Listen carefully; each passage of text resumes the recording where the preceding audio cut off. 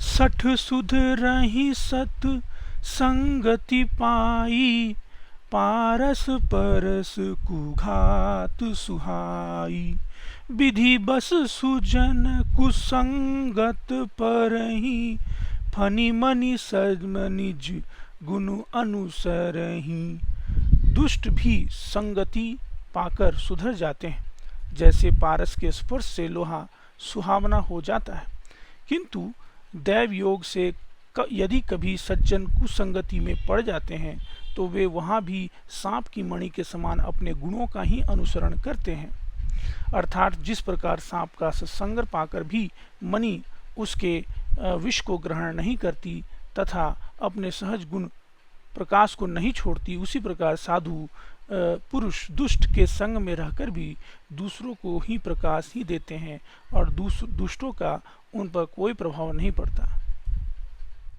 विधि हरि हर कवि को विद्वानी, कहत साधु महिमा सकुचानी। सोमोसन कहीं जात न कैसे, साख बनिक मनि गुण गण जैसे। ब्रह्मा विष्णु शिव कवि और पंडितों की वाणी भी संत महिमा का वर्णन करने में सकुचाती है। वह मुझसे किस प्रकार नहीं कही जाती। जैसे साग तरकारी बेचने वाले से मणियों के गुण समूह नहीं कहे जा सकते। बंदऊ संत समान चित, हित अनहित नहीं कोई। अंजलिगत शुभ सुमन जिमी, सम सुगंध कर दोई। सम सुगंध कर दोई। मैं संतों को प्रणाम करता हूँ जिनके चित्त में समता है, जिनका न कोई मित्र है और न शत्रु। जैसे अलियों में रखे सुंदर फूल, जिस हाथ ने फूलों को तोड़ा और जिसने उनको रखा, उन दोनों ही हाथों को समान रूप से सुगंधित करते हैं।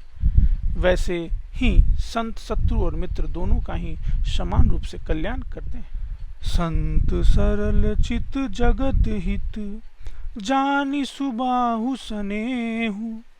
बाल विनय सुनी करी कृपा, राम चरण रति देहु। राम चरण रति देहु। संत सरल हृदय और जगत के हितकारी होते हैं। उनके ऐसे स्वभाव और स्नेह को जानकर मैं विनय करता हूँ।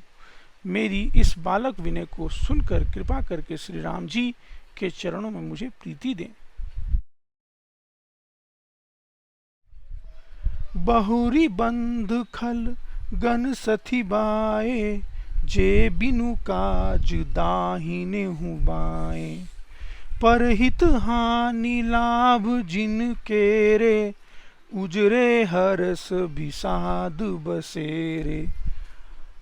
अब मैं सच्चे स्वभाव में दुष्टों को प्रणाम करता हूँ, जो बिना ही प्रयोजन अपना हित करने वाले के भी प्रतिकूल आचरण करते हैं। दूसरों के हित की हानि की जिनकी दृष्टि में लाभ है, जिनको दूसरों के उजड़ने में हर्ष और बसने में विषाद होता है। हरिहर जस राकेश राहु से, पर अकाज भट सहस बाहु से। जे पर दोष लखही सहसाखी, परहित घृत जिन्ह के मन माही।